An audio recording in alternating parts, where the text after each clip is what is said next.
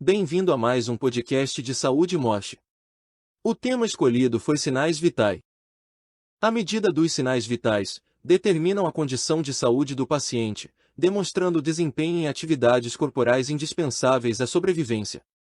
Daí a necessidade de saber como verificar os sinais vitais, quais os valores normais e que condutas adotar diante de alterações. É sobre isso que falo neste podcast.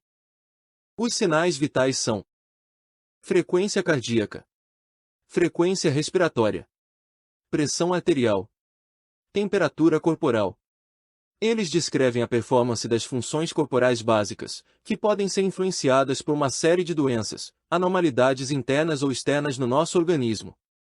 Geralmente, a medição dos sinais vitais faz parte do primeiro atendimento na atenção básica, ajudando na triagem dos pacientes.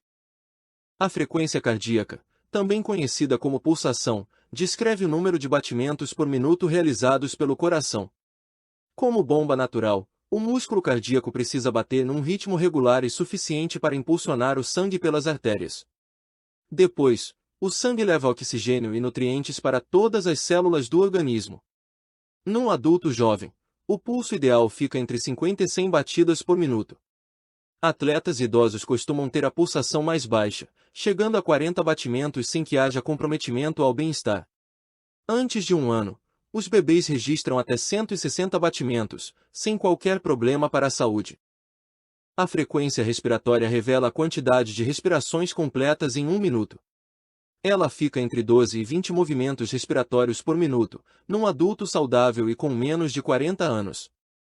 Da mesma forma que a frequência cardíaca, a respiratória tende a sofrer variações conforme a idade.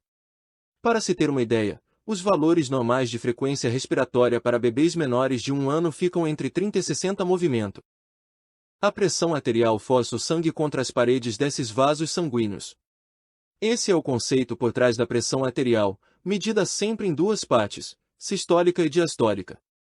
O valor sistólico corresponde à tensão no momento em que o órgão se contrai, portanto, é superior ao diastólico.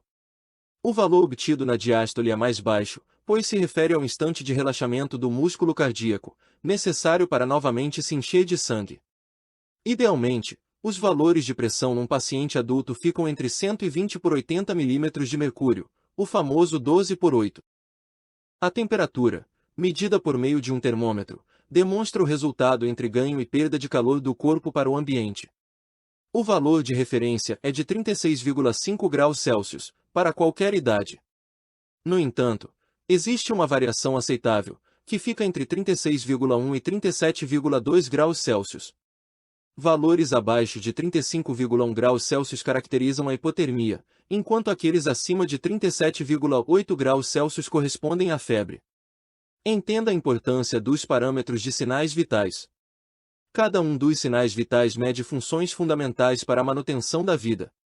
Quando algum deles é alterado, pode ser a primeira pista de que a saúde não vai bem. Um exemplo simples é a elevação da temperatura, febre, que pode sinalizar a existência de uma infecção. Por sua vez, uma pulsação abaixo do normal pode indicar problemas como desidratação. E os valores de pressão elevados constantemente revelam a hipertensão, patologia que aumenta o risco de a pessoa sofrer eventos graves como AVC e infarto do miocárdio. Quando o profissional de saúde mensura corretamente os sinais vitais, esses e outros males podem ser evitados. Ou tratados de forma precoce, com maiores chances de cura, redução das sequelas e tempo de recuperação. Na maioria das vezes, é possível abandonar comportamentos prejudiciais e adotar hábitos saudáveis, revertendo a tendência a uma patologia. Daí a importância de conhecer os parâmetros de sinais vitais, que otimizam um diagnóstico assertivo. Também permite o socorro rápido diante de variações bruscas nos valores normais, antes mesmo que o paciente perceba sintomas. Isso é bastante útil, por exemplo, para casos de pressão baixa, que raramente desencadeiam sintomas e, por consequência, dificilmente são detectados pelo doente. A qualquer momento você pode marcar uma teleconsulta usando a internet. Graças aos avanços na medicina e novas tecnologias, é possível receber assistência médica de qualquer lugar. Basta acessar a plataforma de telemedicina Morte a partir de um dispositivo conectado à internet para ser atendido no conforto da sua casa. Aprenda como fazer a verificação de sinais vitais. Ela envolve tarefas simples, mas que pedem atenção e zelo para obter resultados de qualidade. Recomendo que você siga a seguinte ordem para essa avaliação: temperatura, frequência cardíaca, frequência respiratória, pressão arterial. Comece pela temperatura. Essa é a tarefa mais rápida, que exige apenas um termômetro de mercúrio para coletar os dados necessários. A medição pode ser feita por via oral, retal ou axilar, sendo que esta última oferece mais praticidade na rotina das unidades de saúde. Antes de colocar o termômetro em contato com a pele do paciente, desinfete o aparelho. Depois, seque a axila da pessoa e garanta que o bulbo do aparelho fique junto à pele, sendo levemente comprimido pelo braço para que não se mova. Aguarde de 3 a 5 minutos para retirar o termômetro e registrar a temperatura corporal. Tome a pulsação. Peça para o paciente se sentar em posição confortável, no qual possa se recostar. O pulso pode ser tomado a partir da compressão de uma artéria contra um osso, feita de modo leve. Pescoço, pulso radial e parte interna do braço, braquial, são bons locais para tomar a pulsação. Em adultos que estejam conscientes, o mais comum é observar a frequência cardíaca pressionando o pulso, a fim de sentir as artérias radiais. Com o braço do paciente apoiado e relaxado, utilize 2 ou 3 dedos para comprimir a parte central, logo acima da palma da mão. Lembre-se de não usar o polegar e indicador, que podem distorcer o resultado. Se não encontrar pulso, é possível procurar pela artéria carótida, no pescoço. Basta colocar os dedos sobre o pomo de Adão e deslizar até a lateral para achar a pulsação. Em bebês até os 12 meses, será mais simples tomar a pulsação braquial, seguindo os mesmos passos que a medição pelo pulso. Conte os batimentos durante 60 segundos, observando se são regulares e intensos. Anote os valores obtidos para que sejam comparados aos parâmetros normais. Siga para a frequência respiratória. Ela deve ser medida logo depois da frequência cardíaca, a fim de encontrar valores confiáveis. Primeiro, coloque o paciente sentado em posição confortável e relaxada para verificar as incursões respiratórias. Verifique visualmente o tórax, então, a quantidade de ciclos respiratórios, contando os movimentos sentidos por 60 segundos. Durante esse período, preste atenção, ainda, nos movimentos torácicos, se há ritmo padrão para a respiração, se é profunda ou superficial. Registre os valores e a posição do paciente no prontuário médico e compare os números com os valores de referência. Meça a pressão arterial. Caso tenha um aparelho específico, você pode escolher pelo método oscilométrico para medir a pressão arterial.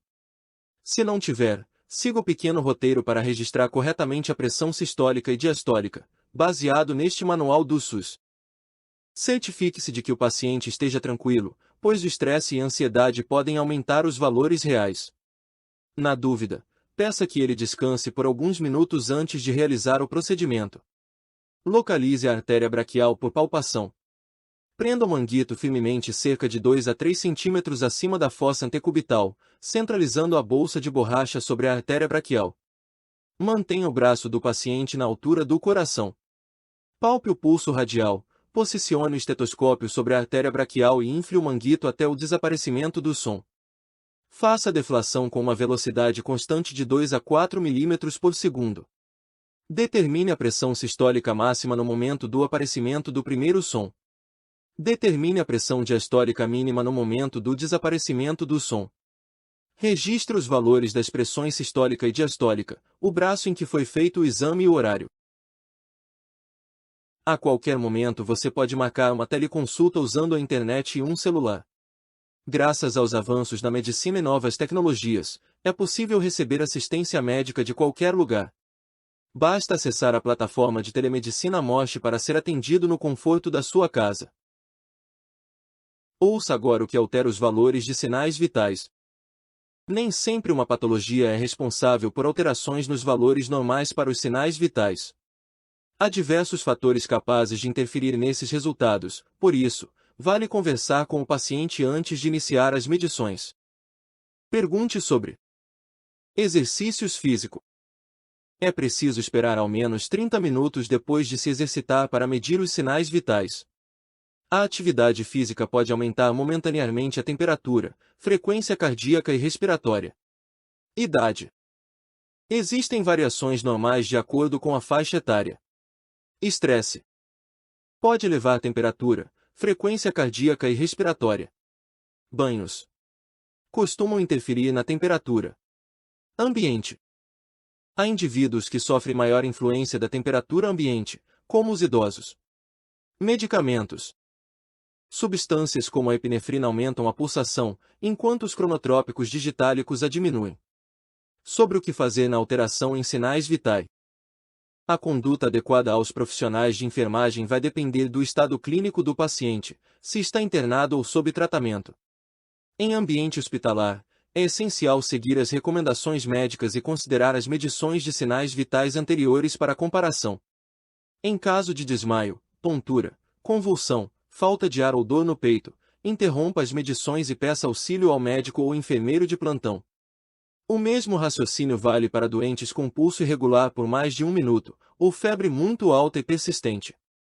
Crianças com temperatura acima dos 38,5 graus Celsius devem ser novamente testadas, de preferência em local diferente do primeiro para confirmar a febre.